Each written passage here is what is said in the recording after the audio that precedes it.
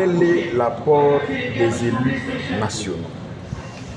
J'ai expliqué par temps le travail que nous faisons en temps de paix, et ce même travail, nous le faisons aussi en temps de guerre, c'est-à-dire promouvoir par rapport à l'élaboration du budget et de l'exercice budgétaire de la loi de finances, mettre en avant-plan les secteurs qui consistent à imposer la paix dans notre pays, notamment le secteur de la défense, le ministère de la Défense, le ministère de l'Intérieur, de la Sécurité et de la décentralisation. Et j'ai inclus aussi dans ces secteurs le ministère de la Justice.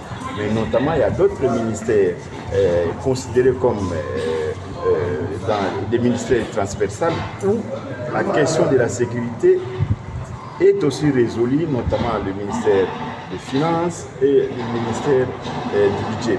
Alors, j'ai expliqué comment nous travaillons au sein de l'hémicycle, qu'est-ce que nous faisons. Vous vous souvenez, lors de l'adoption de la loi de la programmation militaire, les députés nationaux ont travaillé pour mettre en avant-plan ces grands projets qui va servir les pays, qui va servir à la modernisation de notre armée. Vous vous souvenez encore, lors de la législature passée, les députés ont voté une loi qui consistait à dire que tous ceux qui prennent les armes contre la République, tous ceux qui font la rébellion, tous ceux qui font couler le sang des Congolais ne peuvent plus, en raison d'une amnistie ou quoi que ce soit, intégrer ou bien gérer une entité ou bien être membre du gouvernement ou un président de la République dans ces pays.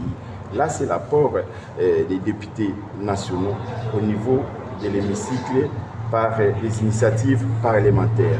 En dehors de cela, il y a le travail que nous faisons en dehors des initiatives parlementaires. Vous avez par exemple des conférences, l'exercice que je venais de faire aujourd'hui pour expliquer à la jeunesse les bien fondés de la paix dans notre pays, pour expliquer l'avantage de vivre dans un pays en paix. Nous venons aussi tenir des initiatives personnelles, particulières, des initiatives plutôt particulières par rapport au soutien aux actions humanitaires.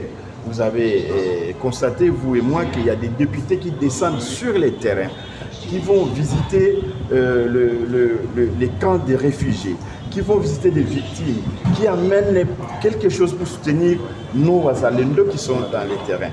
Donc, c'est une manière d'initiative. Et j'ai aussi sur le plan international des initiatives que les députés peuvent prendre, notamment dans le cadre de la diplomatie parlementaire. Vous avez vu aussi, tout le monde est conscient des efforts que le président de l'Assemblée nationale est en train de fournir pour parler de la situation de notre pays, pour parler de la cause congolaise au niveau des parlements, au niveau des assemblées parlementaires. On l'avait vu l'année passée avec la conférence des parlementaires de la francophonie. Nous l'avons aussi vu avec la conférence des parlementaires de l'EAC. Et récemment, il était en Israël, là où il a été reçu par les parlements israéliens. Et il y a de cela quelques jours, nous l'avons vu en Ouganda pour parler de la situation de notre pays, pour qu'un jour notre pays puisse retrouver sa paix. Merci.